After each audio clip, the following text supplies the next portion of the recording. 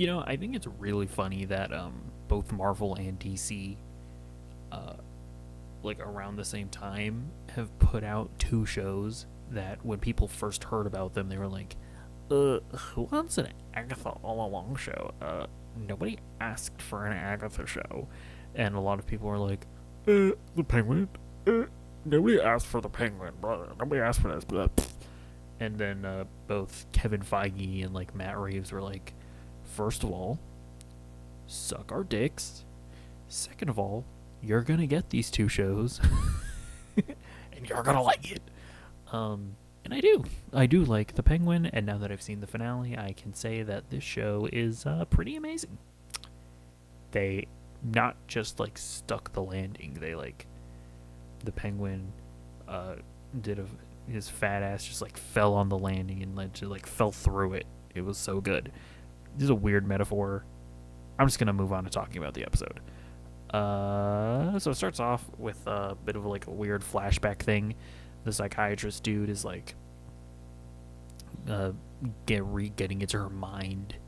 He's getting into her mind place, and she's like revealing that like everything that she knew about the circumstances of her children's death. Like she knows that Oz purposefully drowned them, and it completely recontextualizes this character for me, because it's like, well, throughout all of my reviews, I've been kind of saying that like she's kind of a shitty mom.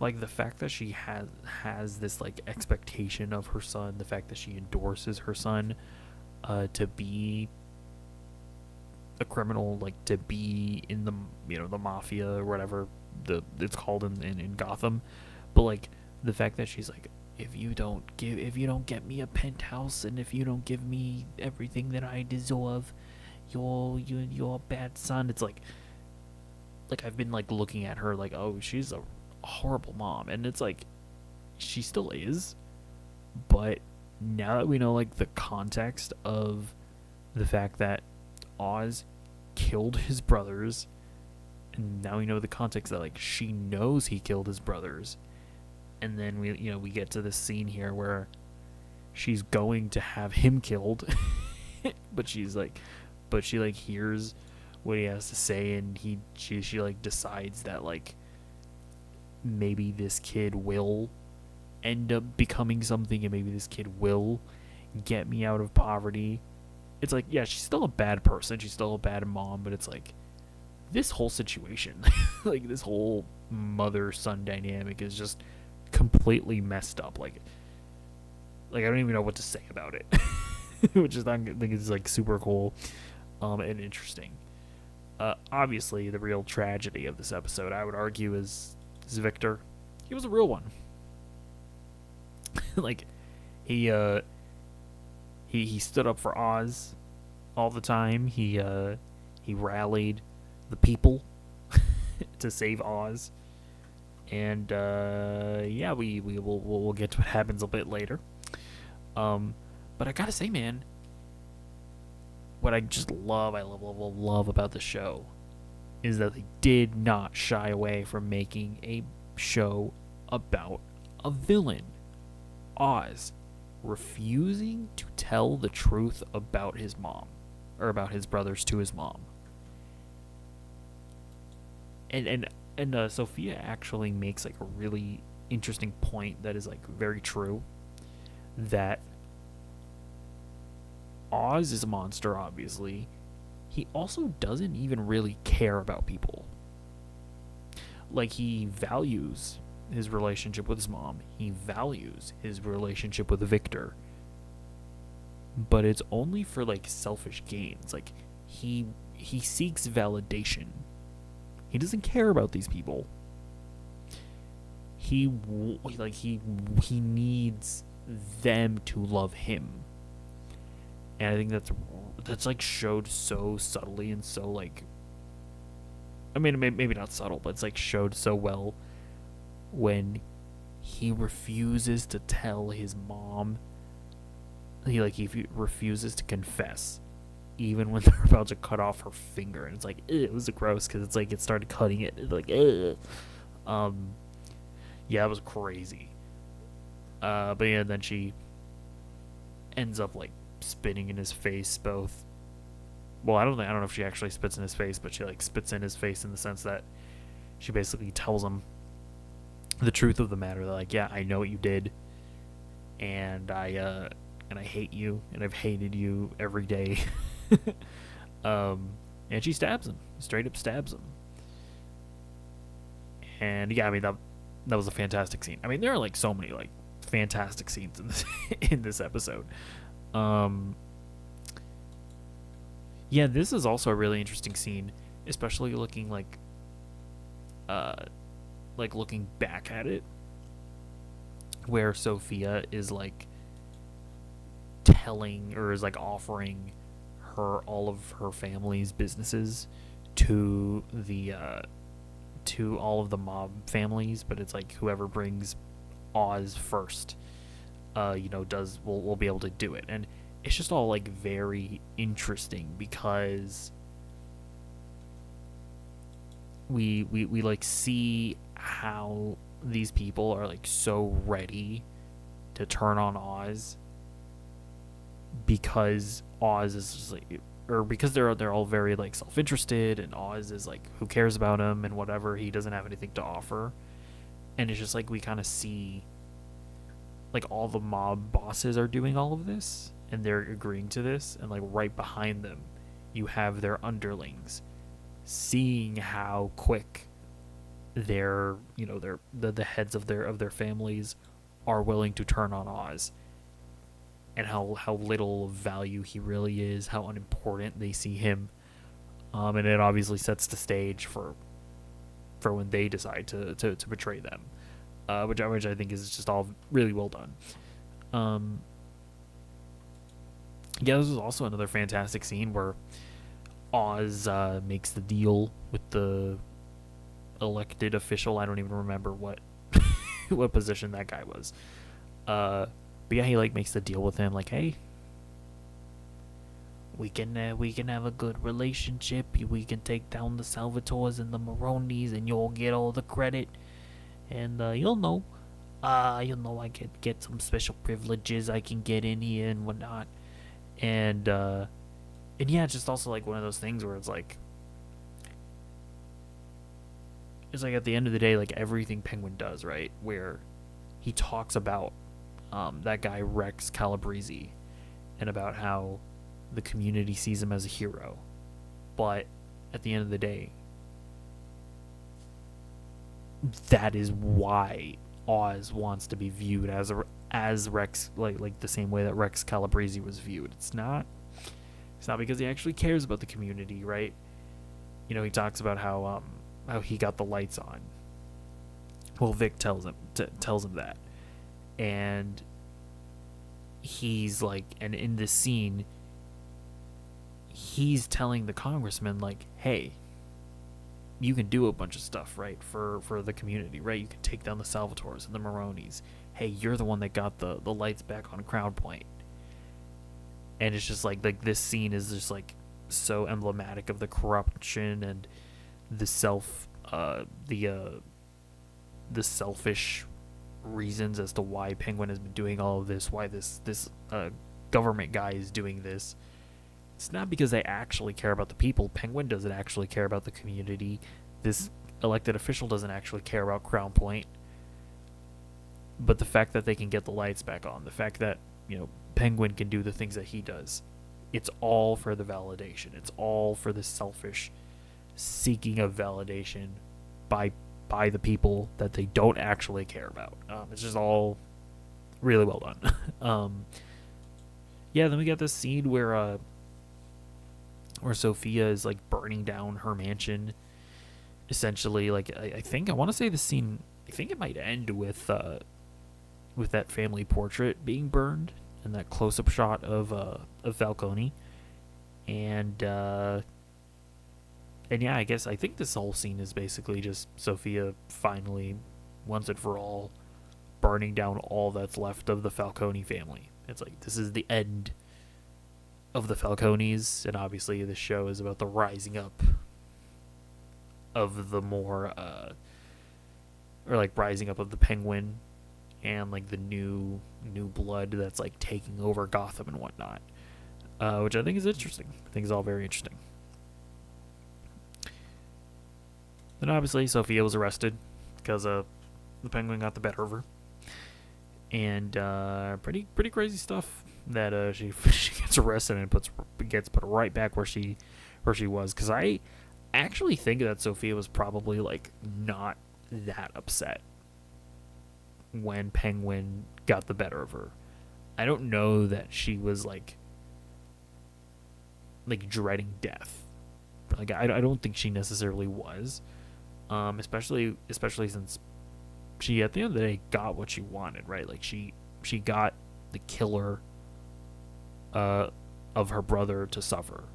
She got him to know that her mom doesn't love her, or he got him to know that his mom does not love him, that his mom is not going to validate him, is not going to give him that thing that he desires. So I think she was probably like okay with dying, but then yeah, he does the even crueler thing of putting her back in Arkham, which is pretty cringe, or well, not cringe, but it's pretty not good for her. I guess is what I'm saying. And yeah, man, I mean that whole thing of Penguin doesn't care about his mom. He doesn't even necessarily love his mom, but he needs that approval, and it's like right then on her, like, well, not on her deathbed, but when she's in her like vegetative state, and he's like spilling his heart out. It's not for her. He's like saying things like, "Please just tell me you're proud of me, Ma. Tell me you're proud of me." And it's like even in this like great, like even essentially at her deathbed, he's just asking for the validation, which is just really dark. And I will say this is one thing that I called it, that Vic was dying. I called that Penguin was going to kill him for whatever reason, and he does. I think that I think this whole situation of Sophia being able to use his mom against him probably, well, obviously like spooked him, and he was like, yeah, I can't have family. I can't have people that I love in my life. I can't have people that can be used against me in some kind of way. And yeah, I mean, it's tragic. Obviously, like it makes me think of the fact that episode where Vic could have gone on that bus. Oz wouldn't have stopped him. Vic could have gone on that bus and left. And there's also just another scene that proves that what I was saying earlier about how Vic doesn't, at the end of the day, doesn't care about the people that he seeks validation from. Like Oz wanted Vic around because he wanted that validation. He wanted that admiration that Vic gave him. And at the end of the day, that's the real reason as to why Penguin helped Vic. It's so that he could get that admiration and that validation. And when when Oz realizes that, at the end of the day, that's going to really hurt him, having Vic around, having somebody that's like that he desires that validation from in his life. It's just not really worth it. And he's completely fine with killing him. And yeah, again, I'm kind of repeating myself here, but it does just go back to what makes me just appreciate this show so much, is that they made a show about a bad guy. They didn't try to humanize him too much, right? They do humanize him, but they don't try to make you go like, yeah, man, Oz, you had that really tragic backstory. You know what I mean? It's like no, he is the tragedy. He is the bearer of tragedy. He is a monster. He's always been a monster. You're not going to fucking feel bad for him necessarily. It's like he's just awful. And I appreciate that they were just have the balls to just unabashedly make a story about an awful person and not mince words. Um, yeah, and then near the end of the episode, we get some like winks and nods and like where things are happening in the future. So in Arkham Asylum, Selena Kyle does send Sophia a letter being like, "Hey sis, we should hang out sometime."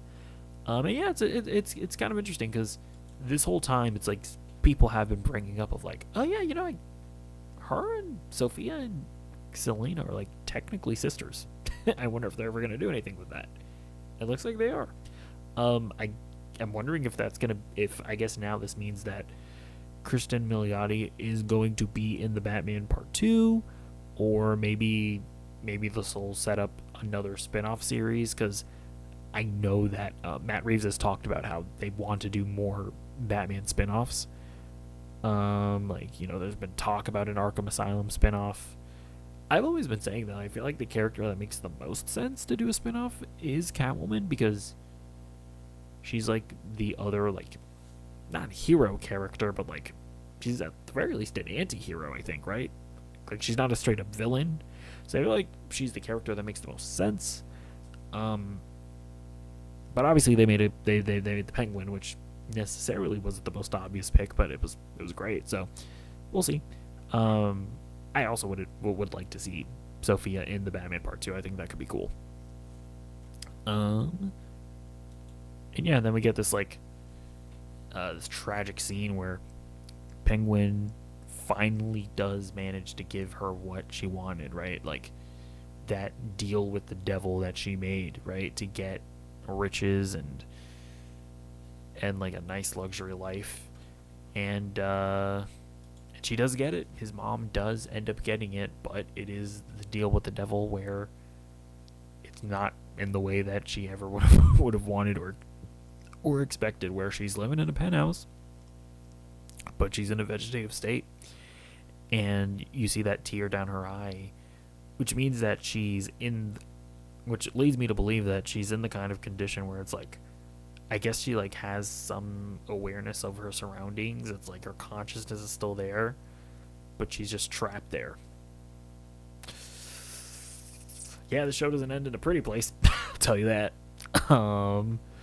And yeah, and then we get like the craziest reveal where Penguin's whole relationship with the pimp lady is that she does mommy king for him. She's like, hey, yeah, I'm your mom, and I see you, I appreciate you, I think you're a good, handsome boy, and I'm proud of you. And that's, I mean, it really is just a nail in the coffin, where like Penguin just like has his mom up there in a vegetative state, and he then just walks downstairs and is like, I guess if I can't get the validation from you, I'm gonna do it anyways because I am a bad person, and I'm gonna hire somebody to dress up as you. And yeah, then we had a nice little cute little thing where it's like, oh look, it's the Penguin. He's dressed up in a little bow tie, and he looks a lot more like the comic book character. He also has a top hat and an umbrella. So this whole situation, right, or this whole thing here where he's risen to the top, he's shed off all of the excess baggage, right? He's shed off his mom. His mom's like in a vegetative state. People can't really use her against him. He's shed off Victor. Nobody's going to be able to use Victor against him. He is now the Penguin. He is now the comic book character that we know, the monster, the horrible person. He's now him. He is him now. And then yeah, we end the episode with a little tease where the lady is like, no one can stop you. No, not a one person can stop you. You're at the top. You're the best. And then we get the bat signal. There is somebody that can stop him, and his name is Bruce Wayneman, the Batman, who I will say probably the most valid criticism of the series is Batman would have shown up at some point. It's like when there's like a a mob family war. It's like Batman would probably get involved when the city block just explodes. Batman would probably get involved. The only thing that I would say maybe is that, like, maybe it all does. I mean, first of all, a lot of it happened during the daylight, and Batman isn't out at that time. And maybe a lot of it also kind of happened like in quick succession, where maybe like the one thing that would have happened is Batman would have definitely noticed the earthquake. Maybe he's just like investigating, and in the time that he's investigating, Penguin and Sophia, they just end up, they come and they butt heads, and it all works itself out. And maybe at the end of the series, Penguin is at the top, he is the Penguin, and Batman is now figuring it all out, and Batman Part 2 is going to open with him, going after Penguin. I could see how that makes sense, but it's like, I mean, it at the end of the day, it does feel weird that that he just doesn't show up. But nah, man, at the end of the day, this was a fantastic show. Absolutely fantastic finale. It's like, yeah, the finale probably is the best episode. At least it's definitely up there with that Sophia Falcone episode. But yeah, let me know what you think in the comments down below, and I'll see you in the next video. Goodbye.